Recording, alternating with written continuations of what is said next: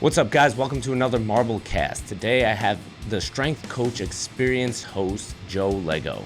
Joe Lego's a strength coach, and he coached at LIU and for the Brooklyn Cyclones and their strength department.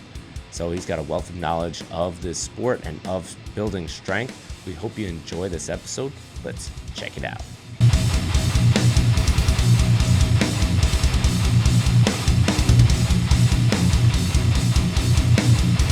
Joe Lego, what's going on, man? How are you? Thanks for coming on.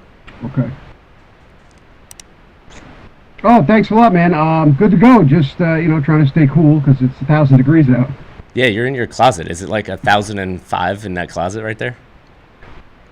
I have a little fan, but it gets a little hot, yeah, but it's good for the audio because when I was doing it at like a regular desk, the microphones, they pick everything up and, so this is just a better option. It's a little wet, a little hot, but not too bad, and the quality's been good ever since I put it in, so not too bad. You know what it's reminding me of? You ever see Ace Ventura when nature calls? When he's in the rhino? Yeah, that's what you're reminding me of right now. Yep. That's epic. Well, I hope the fan doesn't go out. It's not as bad as that, but it's close. No, we're good. Yeah. You'll see me, I'll hit pause, and then I'll get out of here. There you go. Everything's opening up. Are you excited about that? So now we're getting back to normal society? Yeah, I think it's great that everything's opening. I mean, I didn't think they should have closed gyms in the first place, but that's just my personal opinion. But I think it's good that everything's starting to open up because what's going to happen, I think, is you're going to see that the cases are not going to, go up in gyms. I mean, I feel like gyms are the safest places in the world. I feel like people say, oh, tattoo parlors and gyms are the worst. And I'm like, they're probably the best if you go to the right places, right? Because tattoo parlors are clean, but the gyms are opening, and I feel like, we can just keep rolling on and, getting everything open, especially the bigger gyms, but I don't see any problems. I think they should open those up all along, and my personal opinion is they should have been talking about health and vitamins this entire time, and you should be doing more physical activity as opposed to sitting in your house. The smarter people were already doing that good physical activity and taking the vitamins, and the people that weren't, listen, you guys got to do your homework. You got to do what you got to do and take care of yourselves because this is the only body you got. You have a gym out by you? This is your gym? No. I go to a Gold's Gym by me, but the nice thing of it's gigantic. The max capacity is around 500. It's got basketball courts and turf and things like that. So that's been an easy transition. They've been open since about September. So you can go in there and avoid people if you really want to. They have enough machines where you can get your stuff done and things of that sort. So it hasn't really been hasn't really affected that much because I didn't have to deal. It wasn't like I went to smaller gyms. When I lived in the city, because I was in Brooklyn until August of last year, that everything closed down. That's one of the reasons why I ended up coming back up here, just because there was nothing open and everything was closed and nobody kind of knew what was going on. And I worked at the private gyms that are 500 square feet or 1,000, and you have to wear like a hazmat suit up until about a month ago in there. So. Yeah. What did you do when everything got shut down and you moved back? How did you stay in shape? What were your workouts like? So what happened was, luckily, I was in the city, right? I had a business where I went around rented space, and when the pandemic happened in March, I had clients that had a house in Florida, and they asked me if I wanted to, because I train the kids that played sports, baseball and things of that sort. They asked me if I would go to Florida with them. So on March 13th, pretty much like the day before, the shit hit the fan, they flew me with them to Florida, and I ended up staying with them in Florida for 4 months, training the kid and training the two girls that played soccer. Thankfully for that, I was able to, pay my bills and things like that with the lease. And then when I came back, my lease was up and I came up here. But in order to stay in shape, I started running. I didn't run too much. I mean, I was a big runner when I was younger. I played basketball, and, you get your cardio in. But as the joints start to kind of break down a little bit, I wasn't a big runner, so I was like, well, if I start running, it's going to bother my knees and hips and things like that. And then I just started running one day on concrete, and everything was fine. And I started riding bikes. So for me, it was more getting involved more in the cardio stuff. I mean, I don't know about everybody listening out there, but I've never been really good at doing resistance training in my garage or with a set of dumbbells. I always had to go, to a gym and have the whole kind of mindset of I'm going to go here and get stuff done. I've never been really good at lifting weights in the house. So for me, it was more cardio stuff, in that aspect. And then when I came home, I started getting back into the gym around August. But for me, it was all, running and cardio, just getting those endorphins up and kind of trying to get the same feeling I got in lifting weights and things like that before the pandemic hit, but through another way. Would you do like CrossFit style body weight stuff, like run a quarter, do like burpees, push-ups, sit-ups, or would you mix it up in that way, or just straight running one day and then body weight, calisthenics another day, whatever? Oh no, I would mix, but I wouldn't do it that close. So I would go, for instance, I would ride a bike for an hour, and then I would run a mile, and then I would do like a set of push-ups, and then we had some bands and stuff like that, and then I would swim and stuff. So I didn't incorporate 100% like CrossFit, but I tried to do usually full body stuff every day. I mean, some days I would just run and ride the bike. I was doing that pretty much every day, and then every other day I would do body weight stuff. I mean, we had some weights and things like that, but not really. It wasn't running and then kind of coming back, but it was, kind of blocked together in that way to get everything in. Yeah, the shitty thing at the beginning of the pandemic was that if you wanted a weight set, you had to like overpay for it by a lot, and everything got sold out. So at my gym, I've rented out equipment, or I just lent out equipment really to the members so that they had something to do at home. But honestly, dude, training at home, you're right, man, it's not the same thing. I didn't have a good setup at home, and then half the thing is like going somewhere with some friends and working out, or with your community, you get a workout with other people. It's that social aspect that got taken away that was so detrimental to everybody. So like I got home and I would just sit at home until I had another Zoom class to work out with, and that's like how I kept up with it. But I would end up coming back to my gym because I couldn't do the Zoom class at home. Too many weird things. Like it wasn't conducive. I had to be quiet. My wife was trying to work. Like it doesn't work out. That's no good. Yeah. No, I think that's the thing. You don't realize what you get, especially training, right? Even if when you have clients, you still see them every day. It's like in your brain, on Tuesdays I'm going to see so-and-so at 8 o'clock, and we're going to talk about this and go over these things. And I think that was one of the hardest things. That's where, you talked about starting your podcast in August. Mine was in July because I was just calling people every day, and I'd be on the phone outside for 2 hours talking about working out and lifting and different things. And then, then that started transition into virtual training, and, virtual training wasn't the easiest. I mean, thankfully, with a lot of experience, it was not that bad of a transition, but you're now learning to explain to people where to put their foot on lunges, or how to correct things without being there to touch them, point at things, or use some of those cueing. So that took a little bit to really get used to. But yeah, no, that social aspect, I think we all missed. And then especially in the fitness community, you don't realize every day you spend with your coaches, like just at lunch or, in between clients in an office BSing, you're talking about things. Your brain is, growing, and you're kind of stimulating stuff. And then when that all stopped, I'm like, oh God, what do I do? But I don't think that didn't hit us until 2 months or so in. And then, you're like, wow, I didn't realize how much I missed all this stuff, because for so long it just became part of your, I think, everyday routine. Yeah, it was all part of that routine, and keeping your brain active on the job is so much different when everything's shut down and you have nobody to talk to. It's just it was so weird. Where are you the strength coach for? How many different sports do you deal with? Do you deal with just one sport? Give us a little background if you want. Sure. So for me, I was grew up in Newburgh, New York, upstate.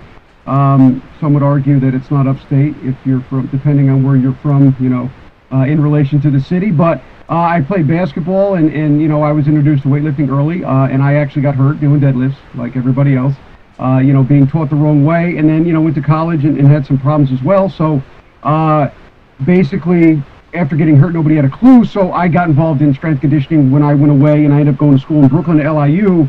And I got involved in it more and more, and I loved the classes, and I ended up going there and doing, things of that sort. But I got involved in baseball. When you start strength conditioning, you have to start a sport.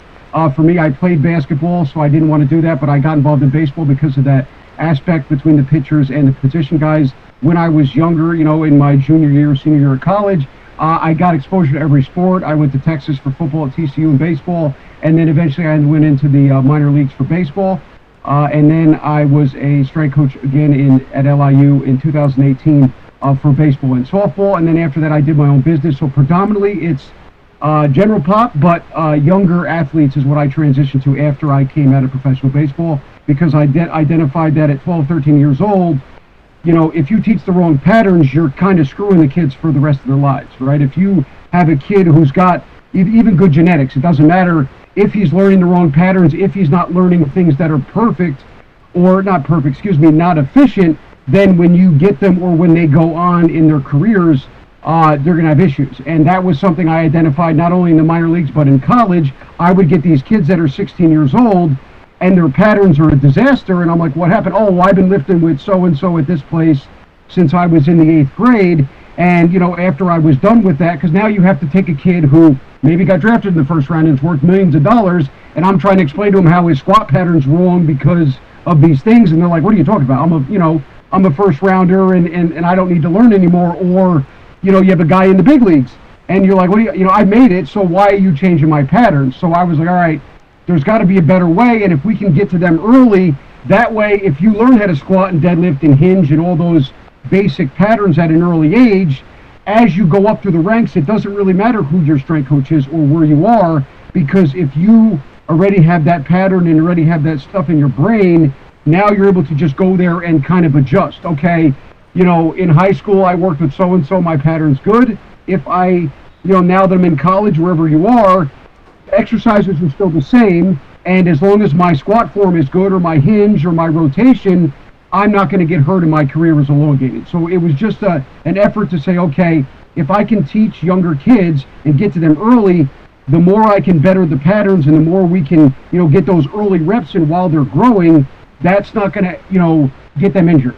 Because for me, not that I was going to be in the NBA, but I could have played a little longer if my back didn't blow out doing deadlifts and things of that sort with the wrong form with nobody really to help. Did you fix your back since then? Yeah, it's not bad. I think as I've gotten older, it's more, I can identify when stuff happens, how to fix it before it gets bad. I think that's what happens with everybody as you get into, 30s, 40s. With this stuff, it's not really preventing, but it's more, if I do this exercise, I feel a twinge. I know if I do more of this exercise, this is going to bother me more. But then if I have some kind of issue, I'm able to fix it. So yeah, no, everything has been pretty good, especially since, I think taking off that, that involuntary 6 months from lifting really helped too, because I haven't, thank God, knock on wood, I haven't had any joint issues or anything with coming back. And so I think that also helped too, just moving into the cardio and kind of the yoga aspect for a little while we were quarantined. Yeah, deadlift is a funky exercise. Like, it's such a big load that you have to take on. It's a maximal lift, right? So when we do it, we want to load up as much as possible, and then sometimes we get over our heads and over our heads, and we pull a little bit too much, and I see a lot of back issues here. So we try to teach all of our athletes to maintain proper form. If I ever see anybody lift improperly off the floor, I yell at them immediately, and they understand why later. But it's a weird exercise. I don't do them every week. So for my powerlifting athletes, I'll have them do it every week, but they kind of know that that's for a competition, and so it's different. But with my CrossFit athletes, we're doing it maybe once every other week, and within a workout, maybe we're doing a higher volume with a lighter weight, depending on what we're doing that week. For myself, I deadlift maybe once every other month, just because I don't think I need to drive my deadlift anymore. It's as good as it's going to get. My squat is my problem.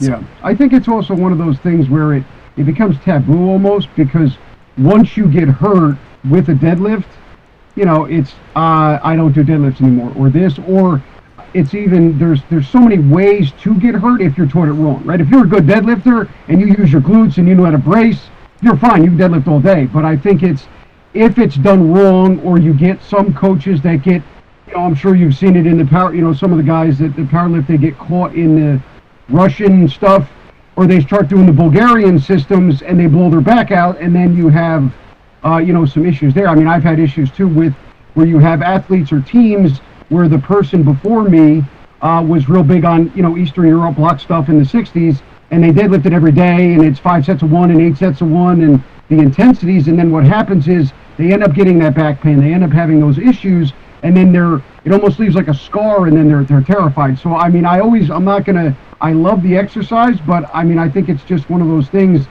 If you do it wrong, or if you're taught wrong, or something goes wrong, there's so many variables with, the deadlift. The same thing with the Olympic lifts. They're great. They have their space.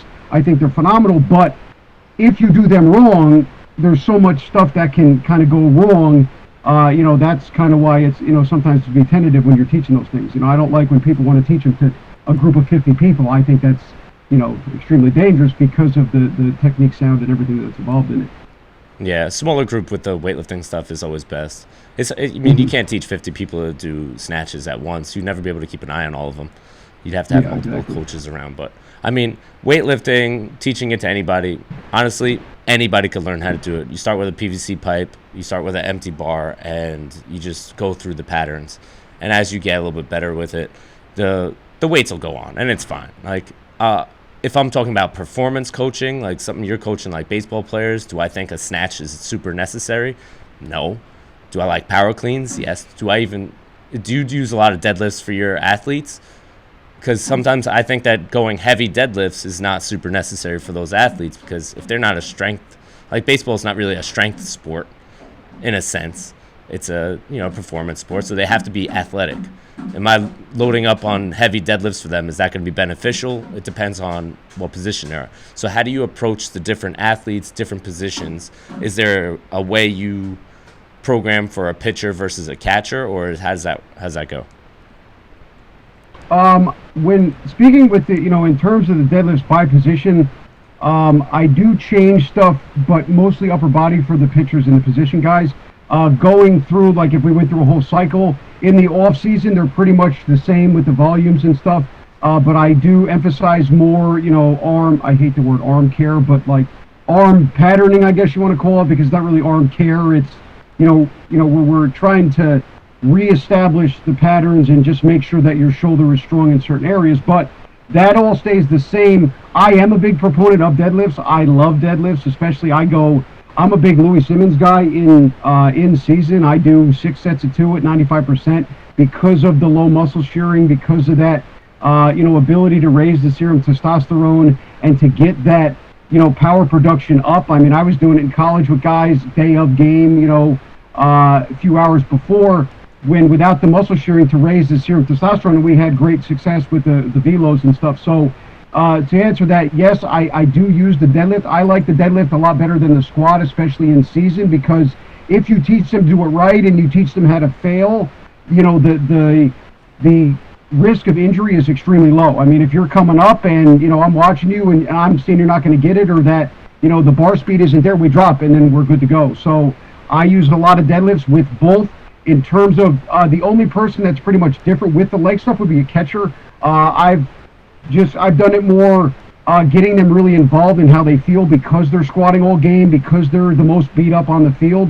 So if they like to deadlift, we can do that. If they like to squat, we can do that. If they don't want to do any of that and just throw some plyos in there, that's what we do. But more so, pitcher's position guys, I'm a big proponent of doing the deadlifts, and also I pride myself in how I teach, to make sure that coming through and we get into August, I make sure that I, use all the hinge techniques and raise boxes and make sure that all their techniques are flawless, because I know that when we get into March and February and April, when they're in season, I want them to pull, heavy weights to get that testosterone up and to increase the power output, but also I do not want to worry about them getting injured. If you're in season and you're still cueing guys, with exercises, I think either you need to re-examine how you're teaching them, or you need to pick something a little safer, especially if you're going to go towards that, Louis Simmons and, increased testosterone route, because you don't want to have to do that when you get there. I think if you're going to go down that route of, big volume with, little reps, but just to increase the power output, I think it's very important that you make sure that your technical stuff is very sound, so we can prevent injury. Are you tracking speed when you're doing deadlifts? Is it a straight bar or a trap bar? It depends. Depends on what I have. I like the trap bars a little bit. I don't track speed because, unfortunately, where I've been, we don't have tens units. I'm an eye person. You can see when it's between the 0.8 to 1.2 meters per second. If you look at it, smooth But I am looking at bar speed, though. I do, make sure, especially since when I do that also as an add-on, I don't have the whole team. We don't have 35 guys in there max deadlifting. It's usually I try to do smaller groups because they're only in there for 20 or so minutes. So having, maybe 8 or 9 guys at a time, so you can really keep an eye and having them kind of go in and out. So yes, I do track bar speed, but not in terms of a 10 unit or any piece of equipment, because unfortunately where I've been, we didn't have the abilities to have that. But with the eye test, I make sure that bar speed's there. Yeah, just making sure the bar is moving properly, and you don't want anybody like really grinding reps, because that's kind of where you're basically exhausting the CNS, right? So you don't really want to do that. Mm-hmm. And to the other thing, I love trap bars as well. It's just that sometimes, if you have 10 flat straight bars and 2 trap bars, you got to make a decision. But if I had to decide, I do like the trap bar for those things. It's just safer on the joints and allows you to kind of line everything up in the midline. That's what I figured. Like, trap bar is a safer bet for those athletes. Like, straight and the bar safety squat bar too. Yeah, safety squat bar, trap bars. The straight bar is just going to put a little bit more force. It's going to have you hinge and use a lot more lower back. You could sort of center yourself on the trap bar a little bit better, so you get a little more leg drive out of it. So I see what you're saying, man. I got you. Yeah, and to your point with the the lower back too, with the trap bar, the tall trap bars are good too, because it's all about what we're trying to do, right? I'm not trying to get their deadlift to be heavier. I'm trying to get them to move the bar efficiently at a heavy spot. So I'm not afraid to. I like using the higher trap bars, or maybe putting the deadlift bar on blocks, because I just want them to create motion off the ground and move as fast as possible. So that's another thing. Yeah, I use the raising the bar or using that trap bar, exactly because I don't want anything with that lower back. But yes, I do use regular though, when we're not playing, because I also want to make sure that pattern's good. So I think it's just all about where we are in season is basically where, with the exercise selection and the bar selection. With the professional athletes, you won't have as much time to deal with them, because you don't know how long they're staying with that club, whether or not they're going to get brought up or let go.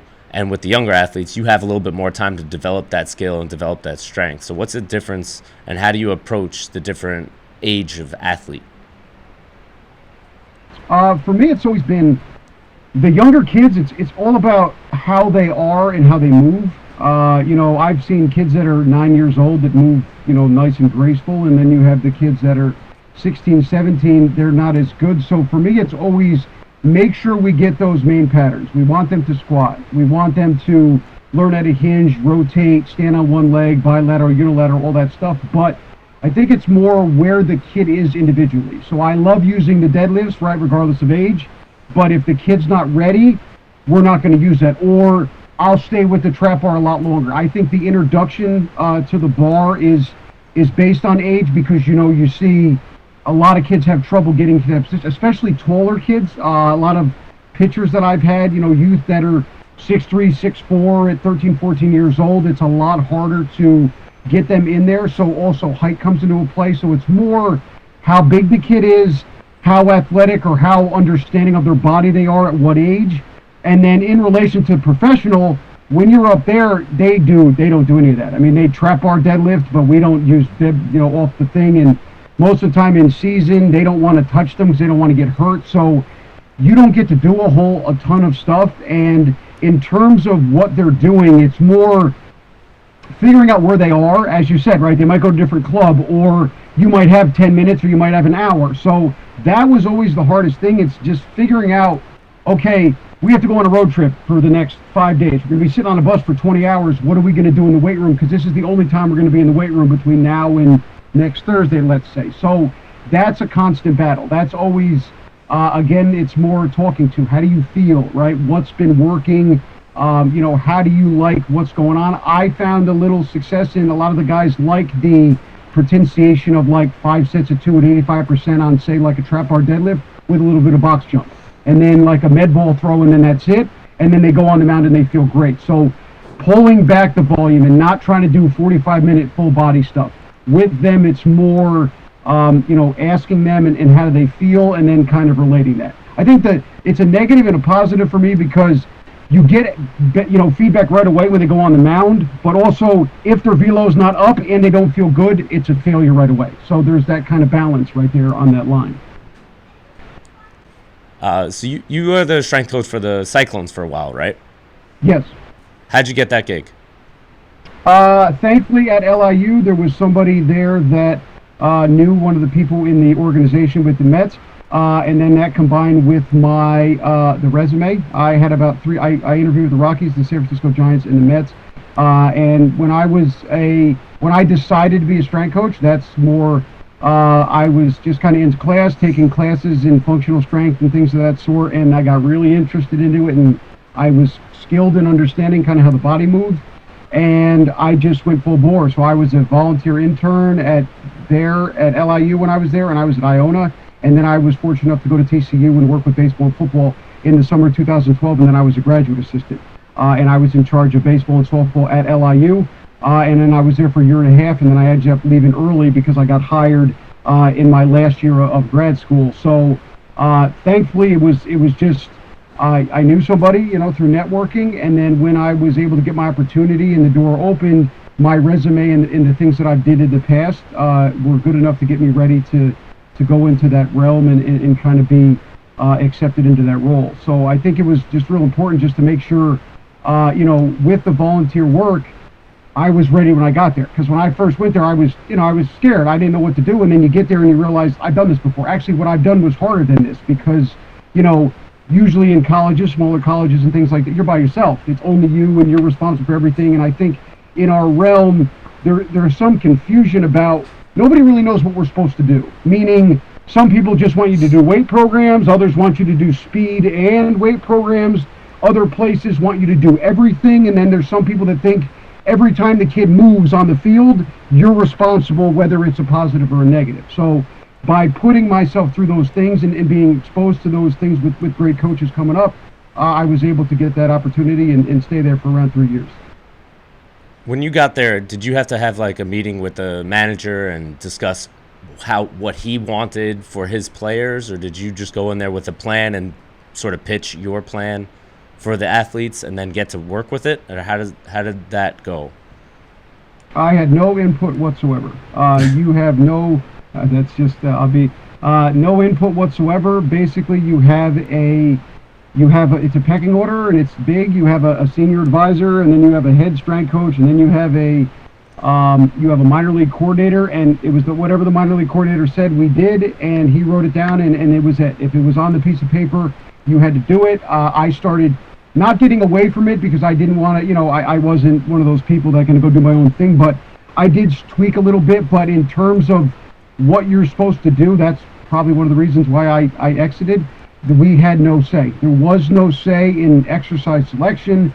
There was nothing. We would just go over the programs, and that was it. It wasn't even like a highly in-depth explanation of why we were doing this. And then for me, it was you get involved in these scenarios where your athletes are asking you why you're doing these things, right? And in the back of your mind, if you know that it's bullshit, then now you're trying to fabricate a story. It's like selling something you don't believe in, right? And not the stuff it was bad, but it's why do we do this? Or we're doing this thing and I don't see any change, or this isn't helping me.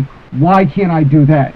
So that was always a problem where, not so much now. I will say now, I just talked to my friend, Vic Black with the Pirates, and I have a friend with the Astros and Indians and stuff. They're getting so much better now. They have performance coordinators. They use catapults and software to track the guy's volume. But when I was there, it was, this is what they're doing today. This is because it's on the paper and there's a date above it, and we need to get this done regardless. So you're looking at, you play a game outside for 17 innings and it's 1 billion degrees in Florida, and then you got guys filing in to come lift at 4 o'clock because they have to get 2 lifts in during the week, not regardless of what's going on around you. And I think that was one of the issues for me. And so no, I didn't have any say, but I will say, in terms of the warm-ups, in terms of foam rolling, corrective stuff, and things of that sort, you're on your own, not on your own. You do have a say in that. So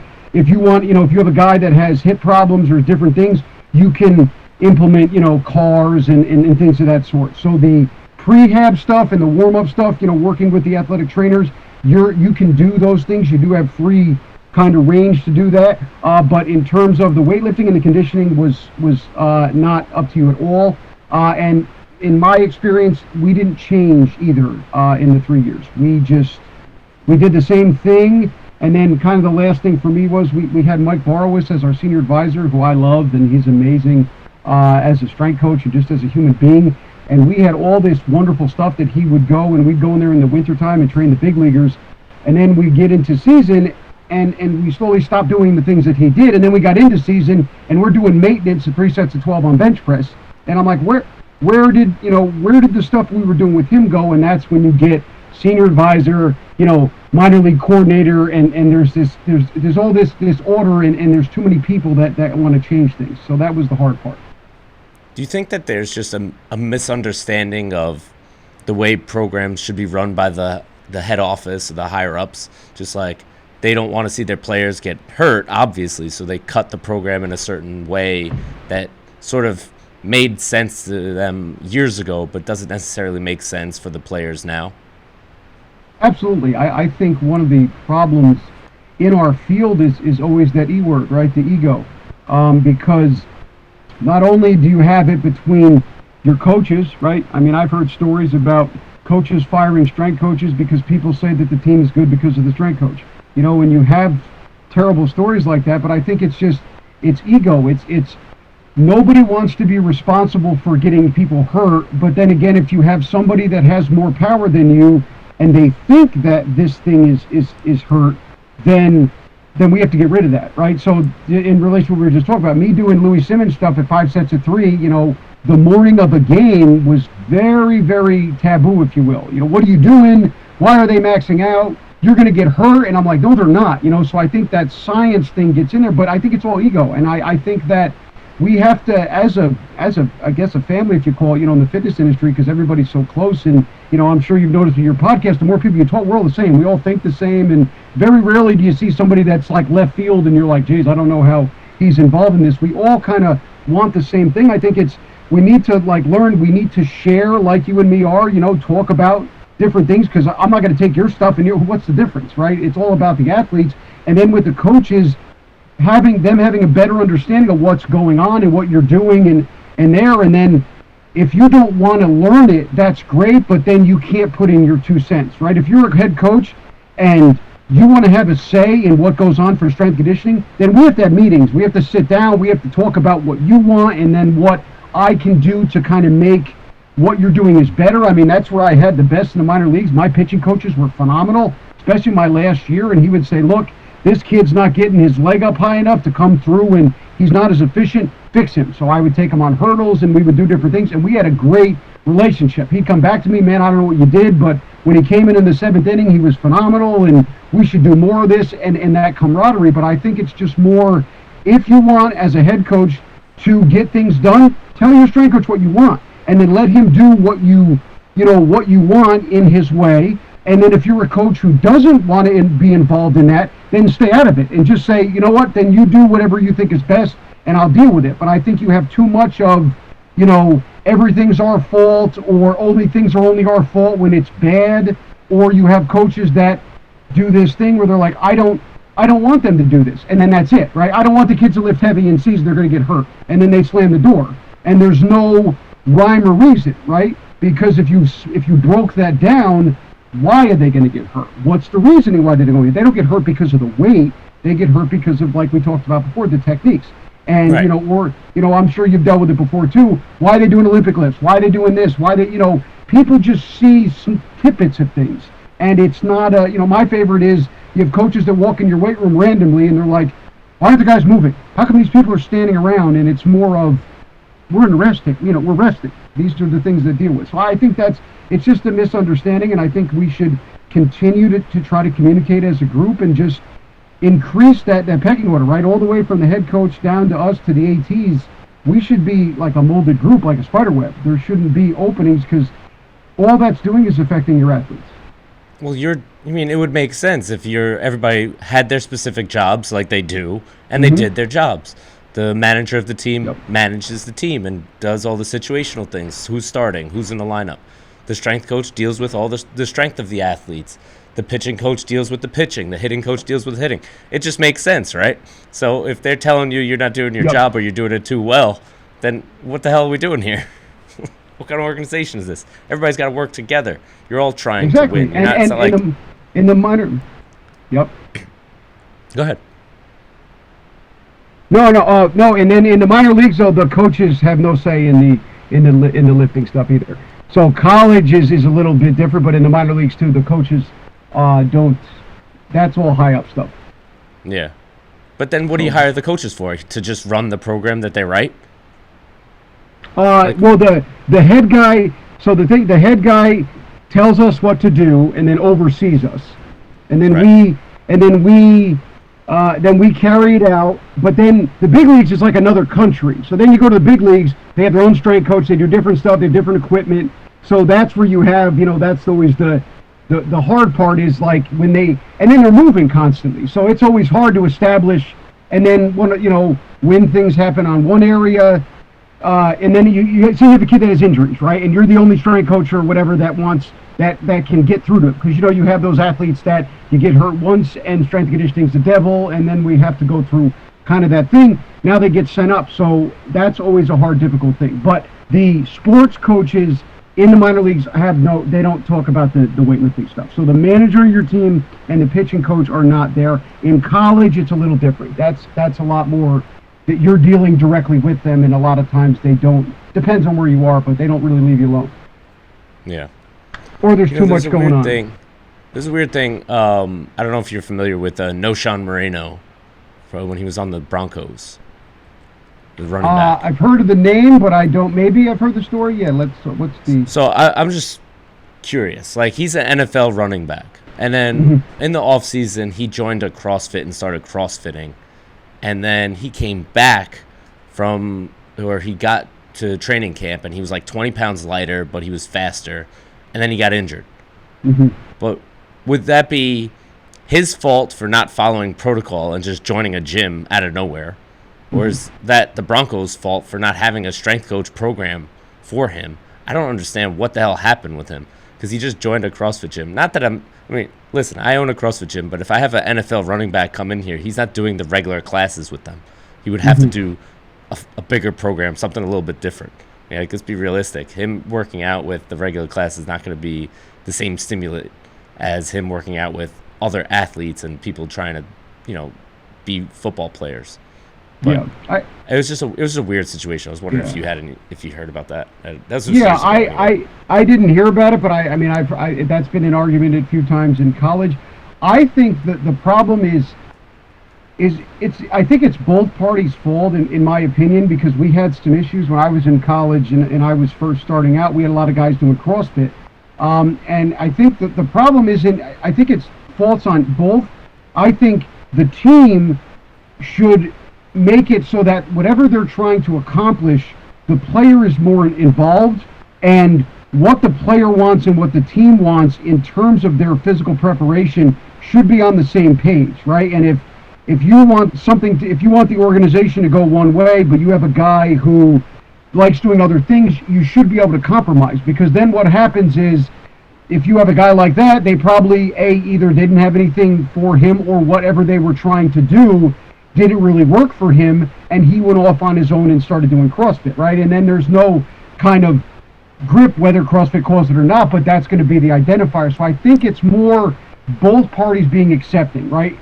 The player being like, this is what I want, these are my goals, and then the organization being, this is what we want, and this is what we're trying to do, but because you don't like this, or whatever the case may be, how can we make it so that whatever you did is, fits into it? Because, one of the things with all the athletes is they're superstitious. They whatever works. If you work out a certain way and you're an all-pro, you're not going to come in the next year and kind of change everything. So I think it's just identifying what happens or what each party wants. And I think it comes down to communication.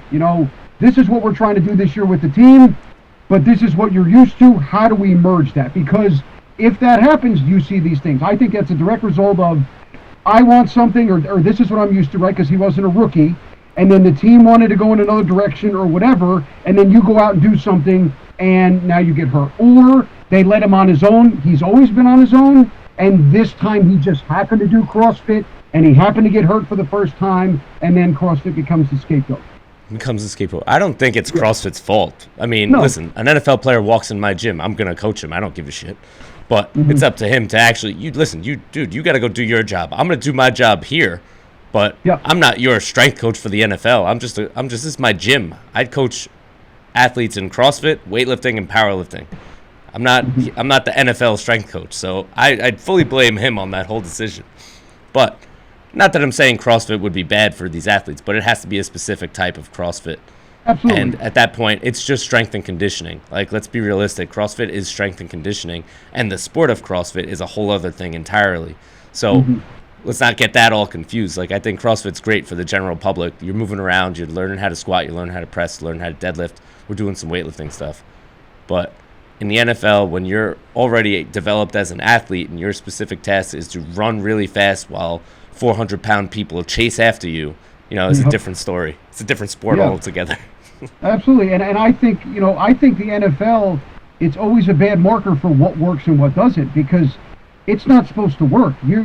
Two things that weigh 300 pounds running 30 miles an hour, crashing into each other, covered in armor, that's not like, there's really no way to recover from it. I think it's a lot of like luck and genetics if you make it through most of that stuff. Now there's the right ways and wrong ways to train with strength and conditioning, but aside from preventing a lot of the soft tissue stuff, and I think the neck stuff is very important in terms of, getting rid of concussions, because that's terrible, the things with the brain injuries. But, when you're getting hit by a car every day or, once a week, it's very hard to combat that. So I think that's always interesting too. Oh, they did this in the NFL, or why is there injuries? I'm like, why is there injuries? It's the NFL. Like, go outside and have somebody hit you with their car going 25 miles an hour, like 6 times every Sunday for 16 weeks, so it's more of like, you're not supposed to survive that. So I think it's, concentrating on things like the concussions and all those brain injuries. I think we need to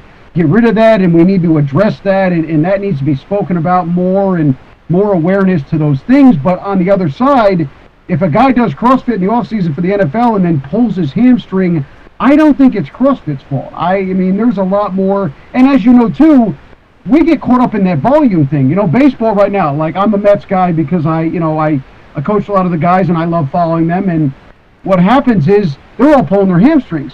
That's from travel, and that's from patterning, and that's on the coaches, because soft tissue injuries, and Louis Simmons always talks about this, and I happen to agree, soft tissue injuries as a strength coach are on you, right? If you have oblique things, that's on you. If you have hamstring stuff, that's on you. Now, if you tear your UCL, if you get a broken arm or get hit in the hand, or you break your ankle, that's not me, right? ACLs and things that way, these things are not preventable, gravity and getting your foot stuck. But when you got guys pulling your hamstrings, I mean, the Mets right now, I don't know if you follow, but we got 17 guys, 10 of them have pulled hamstrings.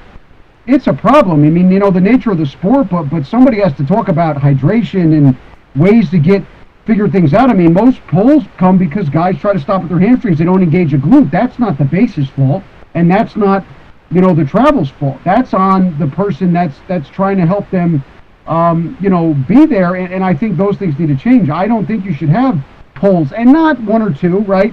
You have 1 or 2 hamstring pulls. These are going to happen. 1 or 2 oblique pulls. But when you have 7, 8, 9, 10 guys, that's a big problem, and I think that is a reflection of, as a strength coach, you should, that's your job, and then I think it affects us as a whole, because if you're not getting rid of those things, then what are we supposed to do, right? That's the thing. The more that you don't blame on us or whatever, the less we become relevant, if you will, right? Because if we can't stop hamstring injuries and oblique stuff, then what are we doing? Because in the big leagues, guys aren't deadlifting 700 pounds for 5 sets of 2 before they go outside to play the game. So the home run that Pete Alonso hits is not a direct relation of the power output that I helped him get. He's a monster.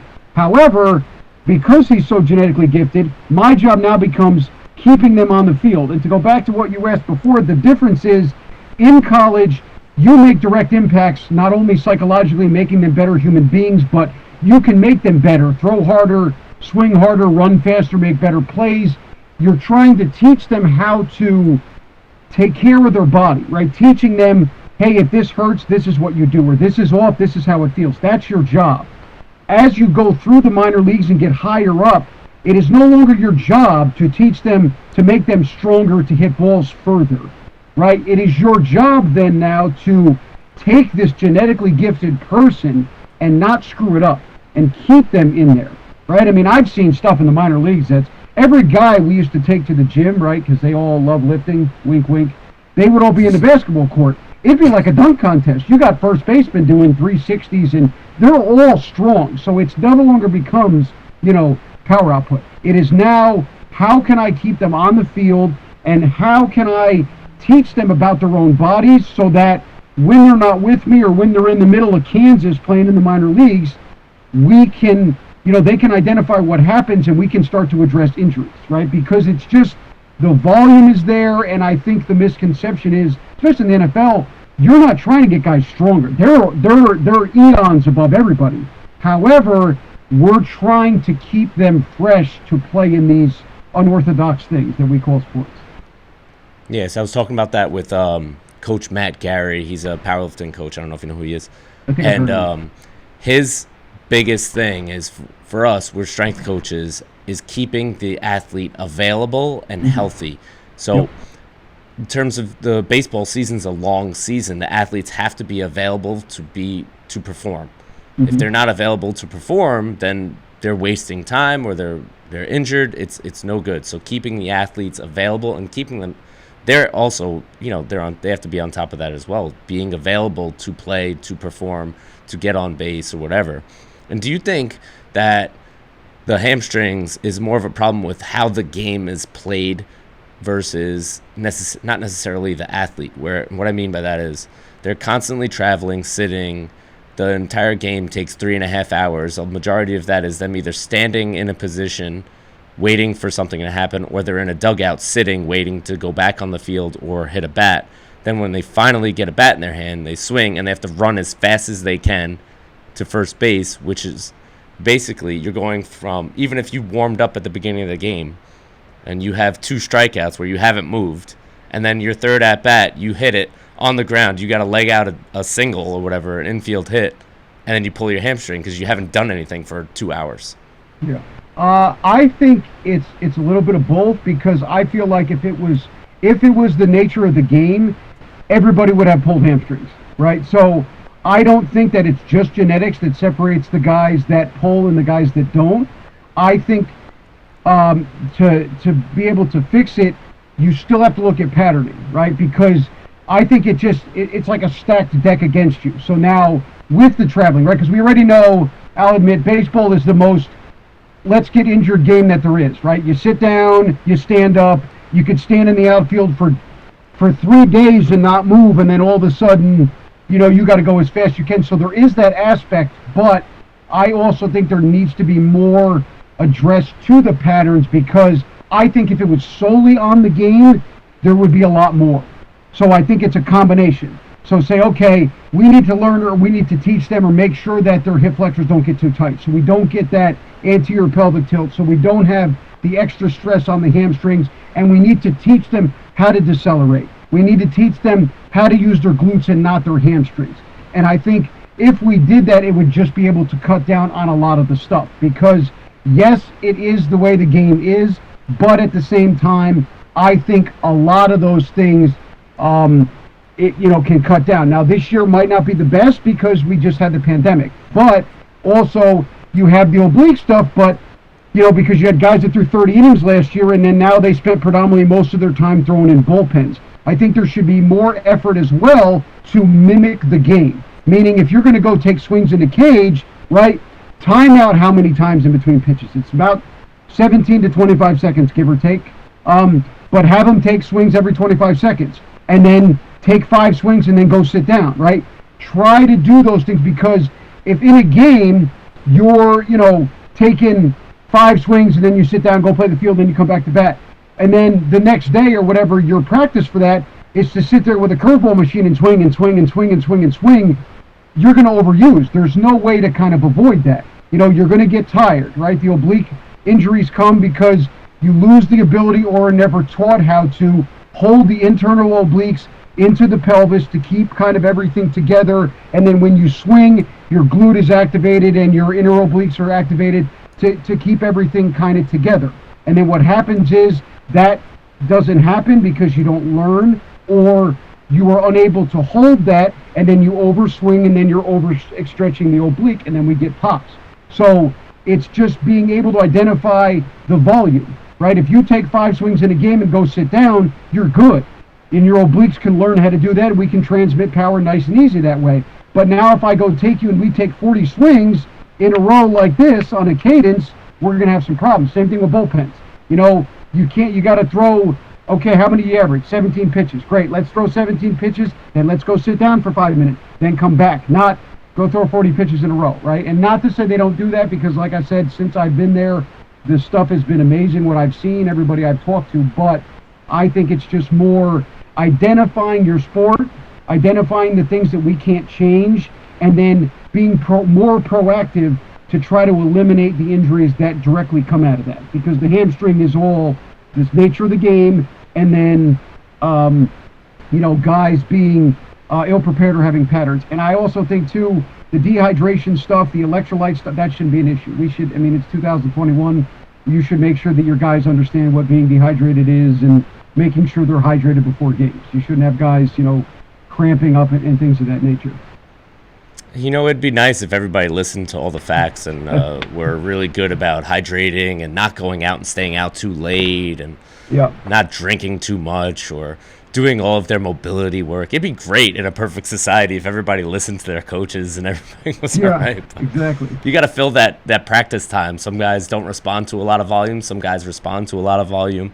And knowing how to deal with the different personalities on a team, man, it's not an easy job. I don't envy you at all. And I deal with it here with 120 athletes here. They're all different personalities, different genetics, different goals. It's just, it's a lot.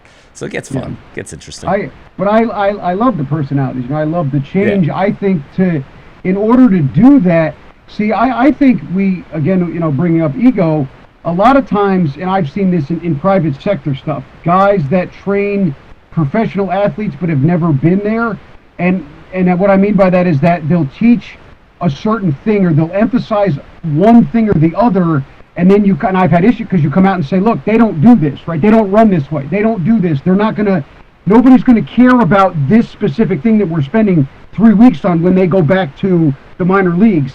And then you have that push-pull. I think it would be easier to, especially in the minor leagues, get the guys, say, the guys are going to go out, right? Like, shocking everybody. They go out and drink, right? In the minor leagues, that's all they do. I mean, most of them should probably be in meetings, right? But I love all my minor leaguers, and I love the time spent there. But the point of that is that this is going to go on. So instead of saying they shouldn't do that, you have to find a way in which they understand. Okay, hey, you're going to go out? Great. Drink a Pedialyte, right? Make sure we're hydrated. Maybe go in the steam room or whatever, or hey, come and see me, and we can get you moving around, right? We have to be able to be proactive with the things we know is going to happen, right? Because in college, they're going to go out. That's just what they do. I'm not saying they should go out. I don't sit there and say, hey, go out and have a few for me and then come in tomorrow, but they're going to do those things. So in order for me and for you, to be the best at what we can do, we can't control that. I think the best way is to say, okay, I know you're going to go out and do this, so you have to do me a favor and you have to do this, or why don't you do this specific thing to get you more rehydrated, or, do a little extra. And that's kind of a thing that works a little bit better, because I think it's easier to say, well, they're going to go drink blah, blah, blah, and if they drink, it's their own fault. But if they all do that or whatever, then we're just kind of letting them get away. But instead, we can accept it and say, okay, make sure they get some Pedialyte in there. And I'm not, pushing Pedialyte because they came out with a new drink, which I love, because, you've been telling people to drink that for years, and all of a sudden Pedialyte figured it out that they can make a Gatorade drink. But just being proactive. I think that's it. If a guy doesn't sleep or he plays Call of Duty, figuring out ways that we can kind of let them be them, but also make them better, because they're not going to stop. I'm not, Call of Duty for 10 hours is terrible, but it's just not going to be a thing. You know, you have an 18-year-old kid, especially, you know, when I was in Brooklyn, they live in, you know, the middle of nowhere, and then you're like, hey, now you're a rock star playing in front of 12,000 people, and now you're in Brooklyn, and you know, you're going to enjoy that stuff, and they should be able to do that. But I think it's just better if we can maybe learn to, you know, change the way in which we do things, or at least say, okay, this is what they need to do. They're still going to do this, so how can I get a little bit of what I want in there in relation to what, you know, what they're in there. I mean, obviously, if they're coming into the weight room and they're a disaster, we have to have conversations. I'm not saying that I let guys do that, but I would make it known, listen, if you're going to go out, I don't think you should, but if you're going to go out, try to get me at least 6 hours of sleep, and make sure, you know, you drink 2 Gatorades or whatever when we're playing, because it's hot out, right? Or little things like, if it's 1,000 degrees outside, we can cancel conditioning, right? There's a lot of things that we can do to make them better, and I think it's just accepting what they're going to do. They're athletes. They're alpha males, a lot of them. They're type A personalities. They're going to go out and, you know, I've met your kids that go to bed early and eat their spinach and count their macros, and that's amazing. But for the most part, you're not going to get that. And a lot of them, the hard ones you get are the ones that do those things, but then they're lights guys. I mean, they don't like practice, they don't like this, they don't like that, but then you put them in a box, and it's like they're unbelievable. You know, that's why I love the Dennis Rodman stories, because people are like, oh my God, how could you let him go to Vegas? I'm like, but the guy came to play when it was time for him to play. So is it really bad? I mean, I know you're trying to set an example, but the guy did his job, so who are you to say, oh, he's not allowed to do that, right? And then, or, you know, go to football.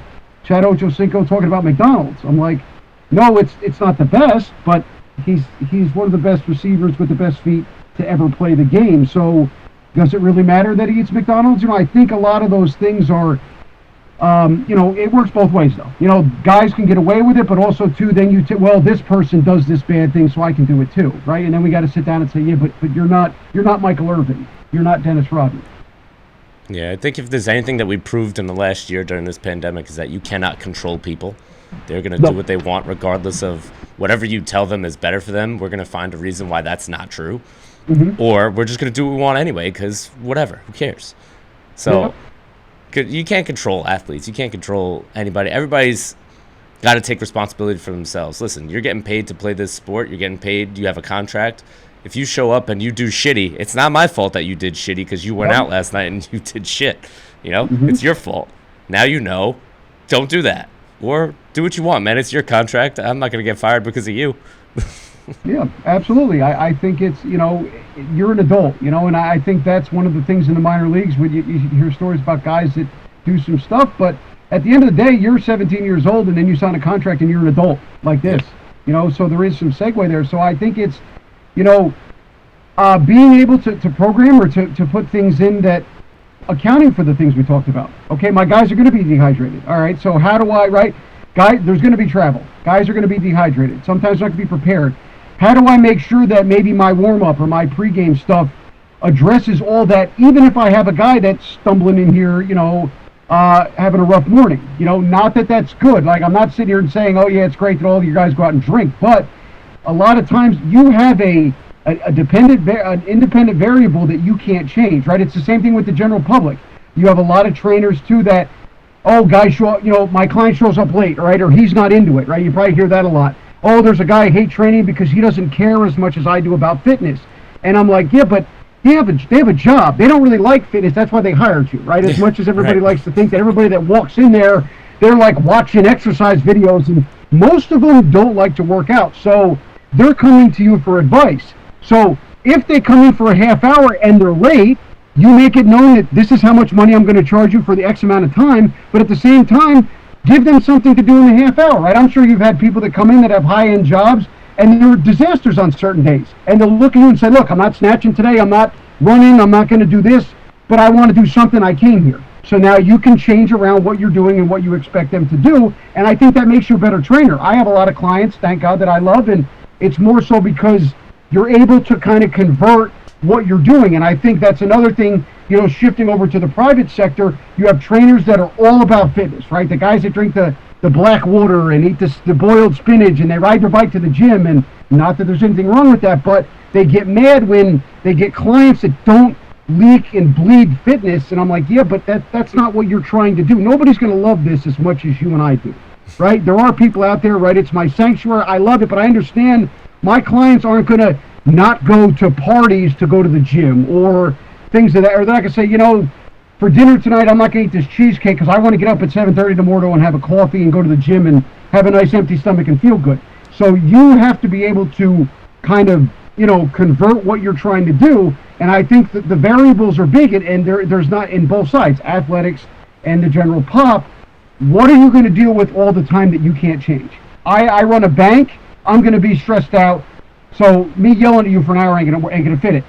But we could say, okay, look, walk on the treadmill for me. Let's get some movement. How can I use the time that you are giving me to give them the product that I promised, or to reach their goals a little? And then on the flip side, I think, you know, you touched on it too, transparency. Look, I know you want to be ready for summer, but if you keep coming here a half hour late and giving me shit, we're not going to be there. But I'll still train you, but I just hope that you know we're not going to get to that picture that we talked about before you started showing up late. Yeah, 100%. I mean, the plan here, obviously, my gym is perfect. They all listen to me. Everything I write on the board, they do it without any questions. Of course, I never have to change anything. Yeah, if that was true, that'd be insane. But you have a plan. I write out my program, and then 10 people walk in through the door for a class, and then 10 different people are doing 10 different variations of that program based on either skill level, one has an injury, one's had a rough night with the kids, whatever. Like, you're dealing with 10 different people for a class. We're going to get an idea of that overall program, and we're going to move forward. Listen, I have you here for an hour. Let's do some work. After that, you go and do what you got to do. But like you said, yeah, they're only here, some people, 3 hours a week, 4 hours a week. The rest of that time is spent doing whatever they're doing outside, and I can't control that. As many times as I say, eat properly, cook all your food, they're still going to go out, they're still going to enjoy themselves, and they should. They've earned it. Go have a drink. Go enjoy yourself. It's fine. But when you have a specific goal, you know, understand that there's a line that we're trying to stay close to, and when you stray, it becomes more difficult to maintain that balance. And that's what it's all about, is keeping that balance and maintaining a healthy lifestyle for the most part. And that's what I try to teach all my athletes that come in the door. We're trying to maintain a healthy, balanced lifestyle.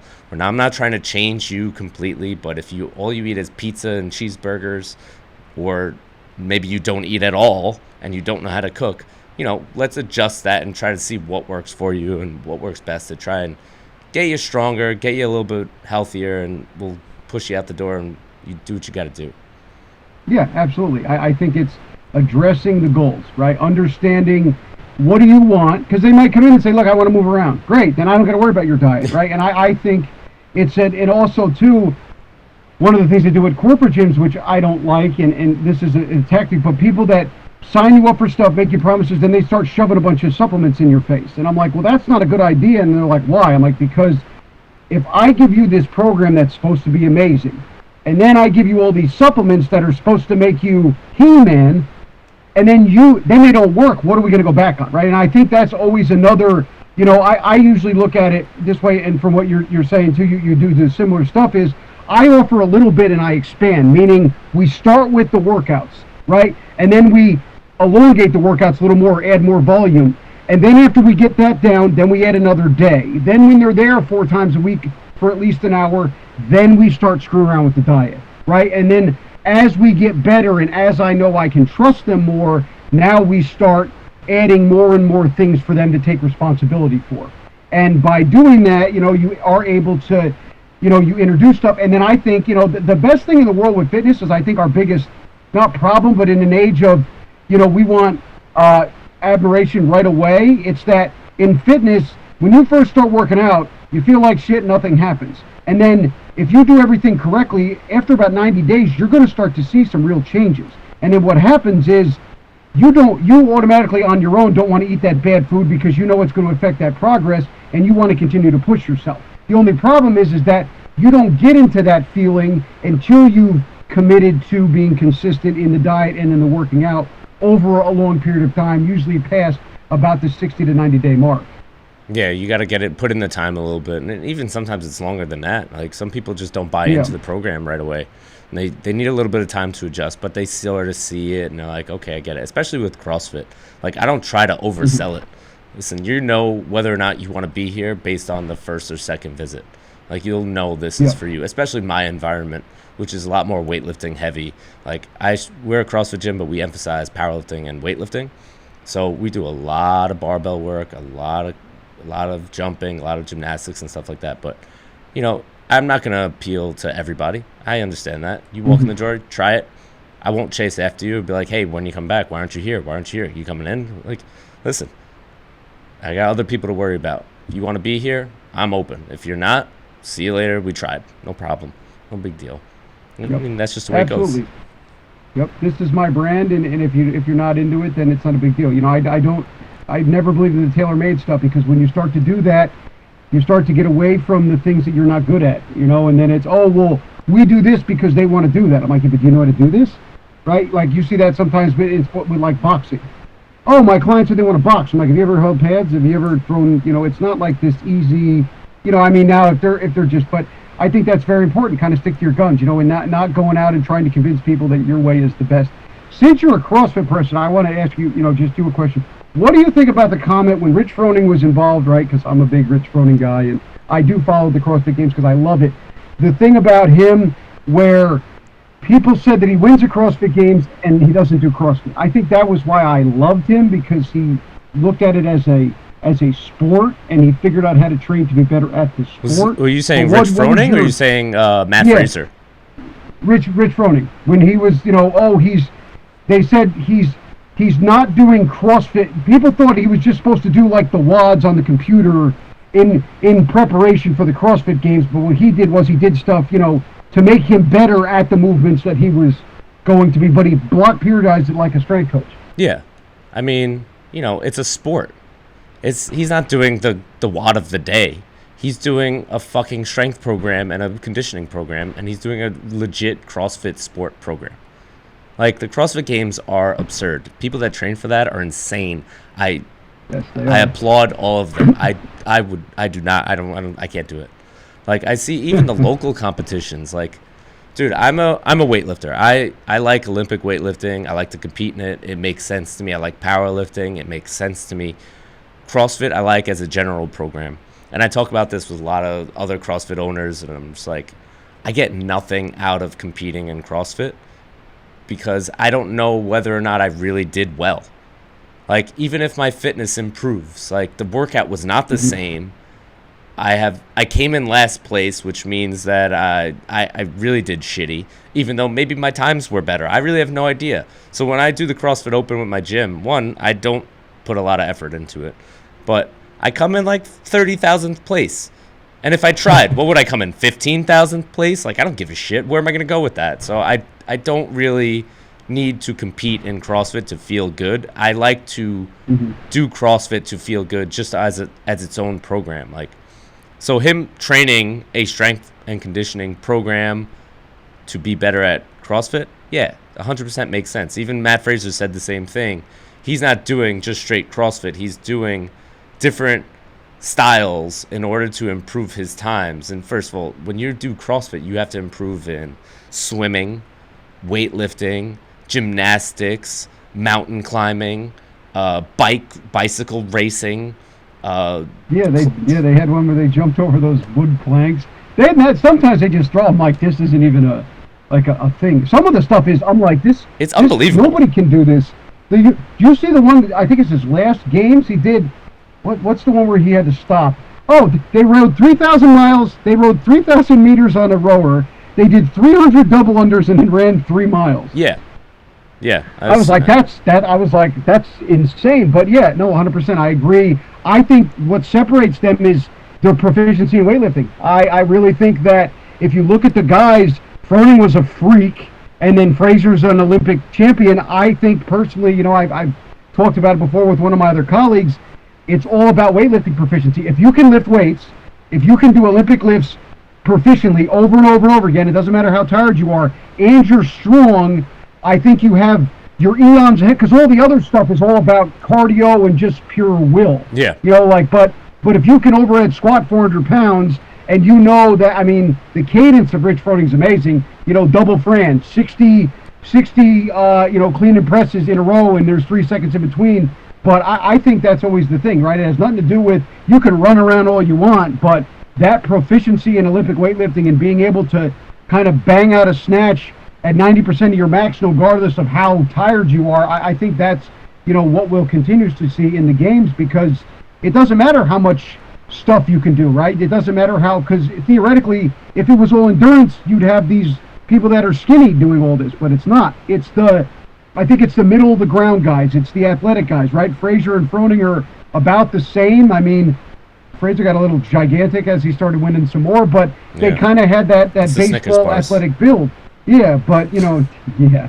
But then you have, like, your Jason, they're giant, they don't really win, and then you have who's the weird guy who comes in, like, fourth? He's, like, skinny. Like Brent Fikowski? Yeah, like, but then he struggles in the heavy stuff, right? So I think there's where you have, you know, I think the median would be who's the Navy SEAL guy who's awesome with the stash? Josh Bridges. He's kind of like in the middle. But yeah, I know, I always think it's very interesting. I mean, I love watching them because I think they're entertaining, but again, I same thing with you, and unless you know, you were in the Olympic trials in weightlifting and you're a freak on most of the stuff, I don't really know where the goal is either, because the stuff is insane. I mean, I like watching it because just the stuff they pair together, I mean, sometimes it makes my teeth cringe, because I'm like, why are they, you know, by putting all that together, you're just going to kill people. But, you know, I just think it's wild, like you said. That's just what the sport is. The sport is crazy. And I think World's Strongest Man is like the CrossFit for fat guys, right? So what they do is crazy, but it's like, you know, they're pulling trucks and planes and running with refrigerators and shit. Like, dude, it's all nuts. When you compete, it's just gonna get a little wild, and that's just how it goes. I think it's entertaining. Yeah. Oh, 100%. It's all entertaining. But my problem is that the last games in 2020, Fraser won by like day 2. The thing was over, and the last workout was absurd.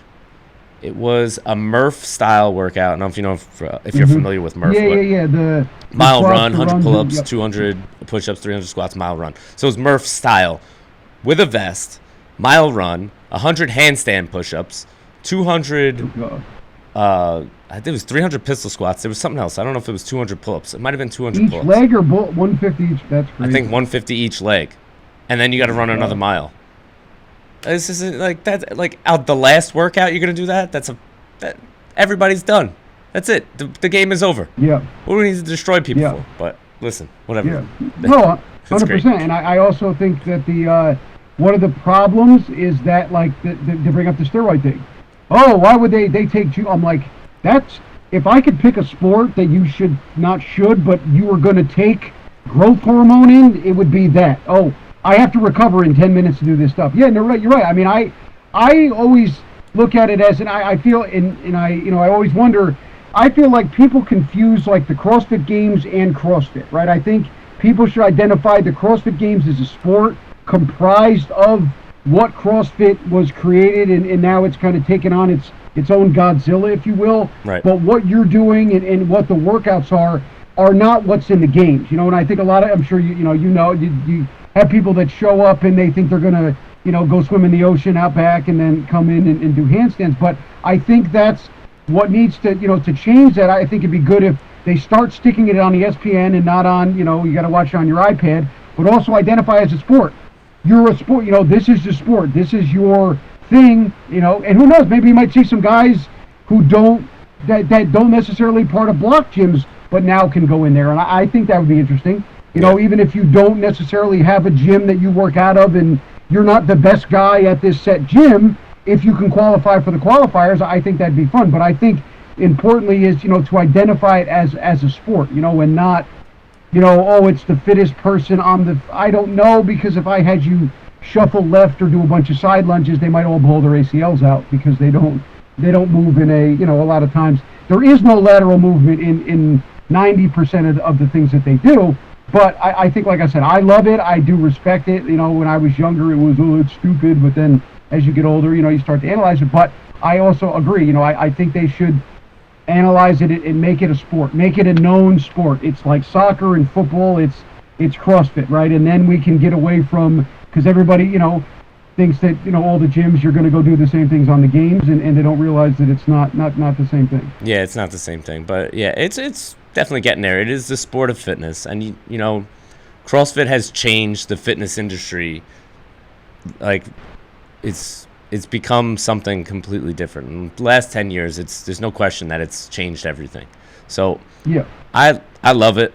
I do it. I love it as a program. It keeps everyone healthy. I love teaching it to people. I love teaching people how to use barbells and how to use weights and to move their bodies better. So that's why I'm into it. That's why I own my facility, and I like to share all that stuff with everybody. And I'm sure that you feel the same way. So. Oh yeah, absolutely. The fitness industry has been it's just, you start out weightlifting and then it becomes a way of life. And then I think, like I said, the people involved in it are phenomenal, and I think it'd be good if we could get more, more conferences and things as with differences, meaning, you have your strength and conditioning conference. They just had the Sore Necks one in North Carolina, right? They have CrossFit ones. I think we need to do more everybody, and not have, there's a CrossFit person, and then, there's a strength coach, there's a trainer, right? If we all were to kind of blend together, I think that would be, because doctors don't have pediatrician conferences. They all go to the same place, lawyers, the same thing like that. So I think in order for us to grow, but agree with you 100%, without CrossFit, it's still, it wouldn't be as a big deal. But at least now you can go into a CrossFit gym and you can kind of trick people into getting in shape. And I think that it's a big deal. And I also think it's important, for the general population, right, your Gold's gyms and things like that. I think they should make an area that has like CrossFit stuff, not fully, because, with injuries, but I think it's also important to have people be able to go to a place where they can try out the CrossFit stuff, but not that same pressure being in the class as well. No, that wouldn't work, because, people do stupid shit on their own. And if you don't know what you're doing in CrossFit, like, I don't have people just jump into classes. And when I do, it's like I have to make sure either myself or my coaches understand this person has no idea what's going on. Just don't let them do that, because they're going to see other people doing it, or they'll see, like, listen, we've all watched gym fail videos, and it's not just CrossFit gym fail videos. Every gym has their own failure in terms of that video, It's like people do weird shit when they're given 5 minutes of time. It's like, oh, listen, a pull-up bar, and they'll go do lat pull-downs, and then they'll do backflips on it. It's like, what the fuck are you doing here? Guys, let's be real. The gym stories. There was a guy, this happened a few weeks ago. They have the full racks, but with the platform behind it. Yeah. There was a person squatting 315, and behind him on the platform, the guy was doing split snatches. Perfect. Safe. And I was like, what do we do? But you're right. No, I didn't mean the barbell stuff. I just meant some of the equipment. No, absolutely. I completely agree with you. Yeah. No. Don't put out a bunch of barbells. But, glute ham raise machines, maybe some boxes. But no. The barbell stuff. Yeah, but no, it happened before. I was like, somebody's going to die. Always, if you're going to start CrossFit, guys, make sure you start with a coach and somebody that knows what they're doing. Otherwise, you are definitely going to hurt yourself, and you're going to hate CrossFit for it, and you're going to blame CrossFit even though you fucked up, and I didn't. So don't do that. Yeah. All right, Joe Logo, before I let you go, I want to ask you a question about Trevor Bauer and what's going on with these pitchers these days. With Absolutely. all the cheating that we're talking about and the steroids. With pitchers, they're using foreign substances to get their spin rate up. And I want to know your opinion on all that and whether or not it's going to come to a head very soon, because it seems like it is. Well, I will say no, it's not going to come to a head. Okay. My time in the league and everywhere else, it's used. They put new skin on their pants. They use pine tar. Newsflash for everybody out there. If there's a way to get better at something that you make money at, lots and lots of money, they're going to find another way. I understand that it's a problem, but they've been doing it in the minor leagues forever. They use new skin, pine tar, suntan lotion. I mean, you name it. They put it on their pants. They stick it on their shirts, put it under their caps. I don't think it's going to stop. I also, though, however, don't think it has to do with the hitting. See, I think it's because they've been doing it forever, and right. I don't feel like it has anything to do with the hitting in general. I think what's happening is, this is just my opinion, You don't see anymore, right, with 2 strikes out, guys don't choke the bat out. Guys don't, there's no situational hitting anymore. Everybody's trying to drop the shoulder and swing for the fence, and I think that's why people they look stupid at the plate, right? And yes, I mean, I understand, you get extra spin with the pine tar, you get better grip, there are some discrepancies, but I don't feel like that is the number one reason why pitchers are doing better and guys are striking out more. I think the thing is now you get more athletic pitchers like Jacob deGrom, and you're getting your Trevor Bauers, who, and these guys that are in these discussions, they know how to pitch. They know how to locate. They know where to throw the ball. They know what the guy they're facing swings at, what his tendencies are. And I feel like, they brought it up the other day on SNY, the analytics with the spin rate, axial spin, efficiency rates, arm speed, all that stuff, the amount of science placed on pitching is way ahead of or more readily available than hitting. Yeah, so that's I heard you too. can go on, so you can go and say, okay, my spin, my slider, it's not rotating enough. How do I get more, or how do I locate more? But I think it's more guys, especially pitchers, are taking a better approach to their craft and understanding their craft and what they can do, and using these analytics to get the best out of it. Whereas not all batters, but a lot of it is, you can watch any game out there, if you don't believe me, with 2 strikes with a guy on third in the 7th inning, a guy's not choking up and grounding the ball, to third base to get a guy over. They're trying to get their velo, their launch angle up. They're trying to, push that exit velo.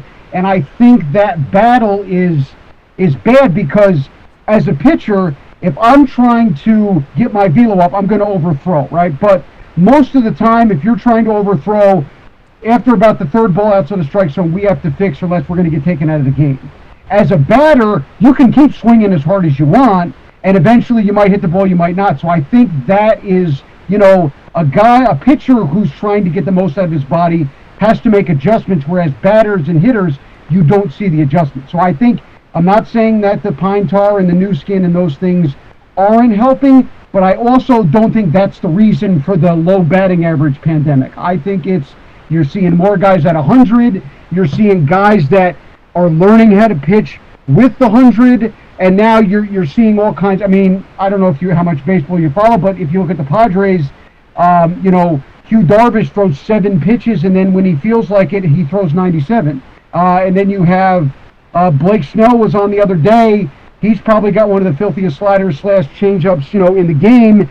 And then out of nowhere, he'll throw a 98-mile-an-hour fastball. Where then we have deGrom, where he throws your fastballs at 102 your first time through the order, and then he's breaking off breaking stuff. But I think it's just the pitchers are getting better, and nobody's told the hitters yet they have to learn to adapt. And until they start choking up, until they start situational hitting and not worrying about, instead of getting a guy from second to third with no outs, popping the ball out to which goal because they want to hit a ball over the fence, I think we're going to continue to see that. And I don't feel like it has anything to do with the pine tar and everything else, and to round it off, if you stop doing that, they're going to find something else to put on the ball. That's just how all this works. I mean, they've been doing it forever. I think now they're using a lot of strongman tacky, is what I heard. Yeah, there's if you want to go down a rabbit hole in the world of weightlifting, there's 6,000 things you can find and then you want to look at speed of the game. What's going to happen now? Umpire's going to have to take the ball and feel it or put it under like a project. Like, how are they going to do this, right? Well, that's what's happening now, right? They're taking they took the baseball, the guy's hat the other day. Garrett Cole, I'm interested to watching him tomorrow night and how he's going to do with all this shit going on, because all the minor leaguers are getting thrown out of the games, right? So things are happening now. It's getting a little bit crazy. Yeah, but listen, they've been doing it in the minor leagues forever. Little new skin down the side of the pants, and you know everything, man. Touch it and everything else. But like I said, I would be interested to see. But again, I love all the stuff, right? If we talk about technology, but you're slowing down the game. You can't. We're gonna look at all the balls, right? Are you gonna confiscate the ball after the game starts? I mean, it's gonna be such a pain. I understand it, but it's take the pine tar away. That's the only. I don't think you should do that because people get killed by bats. But that's all you can do. Or get rid of things that are, there, but you're not going to stop it. I mean, it just doesn't matter. They're going to go get tacky towels, or they're going to start using chalk. I mean, they're going to put it in their pocket. I mean, they're not going to, that the liquid chalk. I mean, the reason why I'm bringing all these up is, as you know, they're going to go find something else. Yeah. And there's 1,000 things out there. Everybody not involved in. If you're not involved in power, there's a whole bunch of things that you can use to, dry out your hands and do different things. So, I mean, I don't think it's going to change.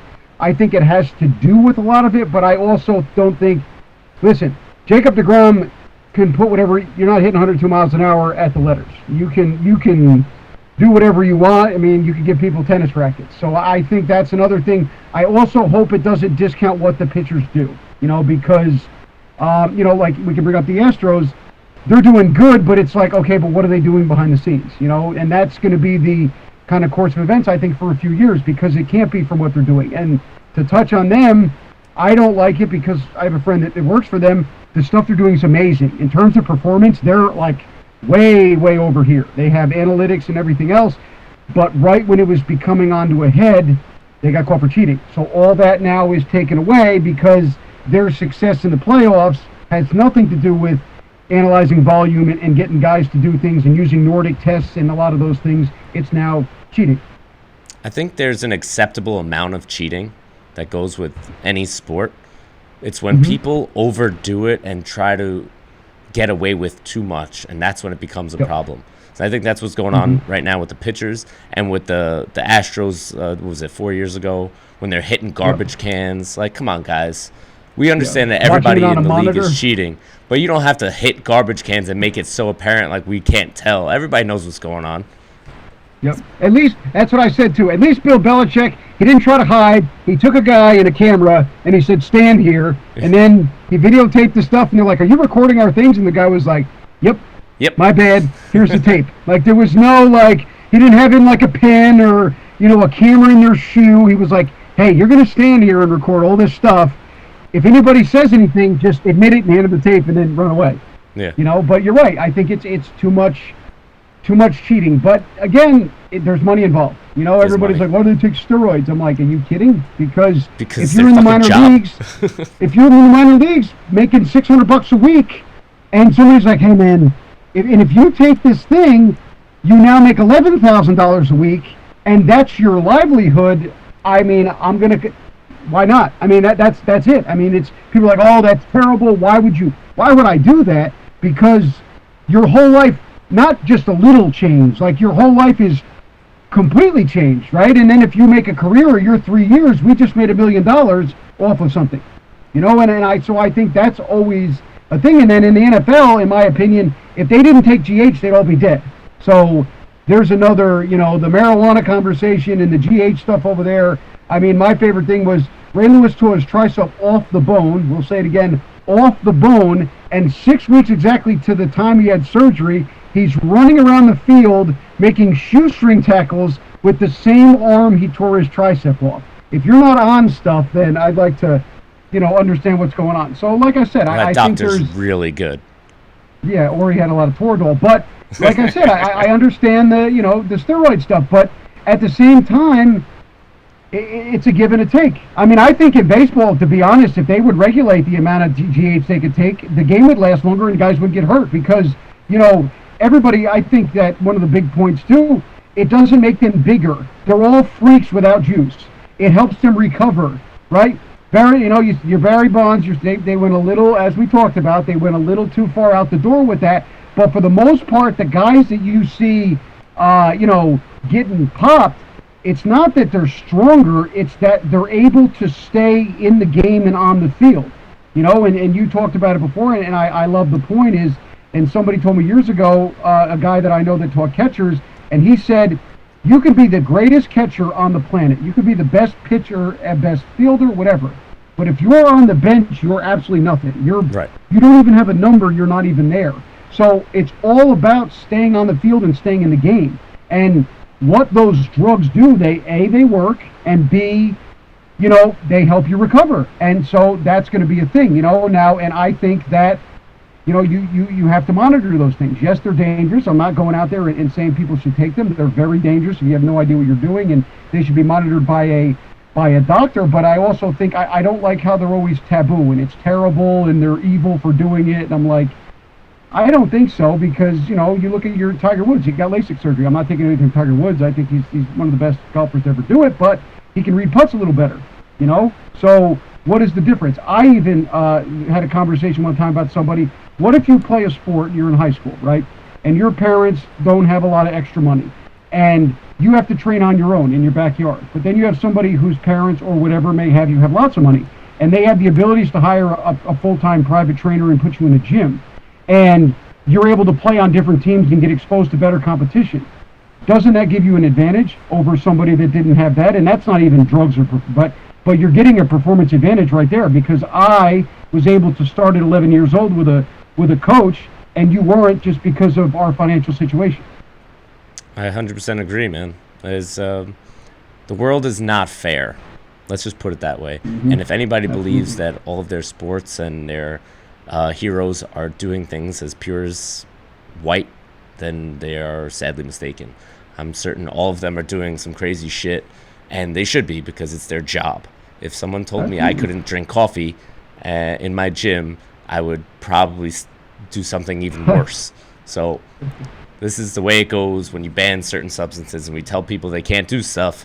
They're going to do stuff anyway, and they're going to do worse things more likely. So, absolutely. All right, Joe, let everybody know where they can find you. How often are you doing the Strength Coach Experience podcast? It's an awesome podcast, guys. Go out and check it out. Strength Coach Experience on Spotify. Give a little breakdown for people. Thank you so much. Yes, the Strength Coach Experience is my podcast. We'll actually be on one in a few days, so happy for that. But basically, we do profiles of coaches, and we just talk shop. The best way for that is strength_coach_experience on Instagram.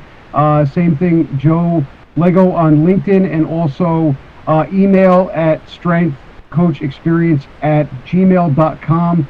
And mainly though the Instagram, I update it every week. We have a new episode coming out every Monday, as you and I do it, so we have one every week.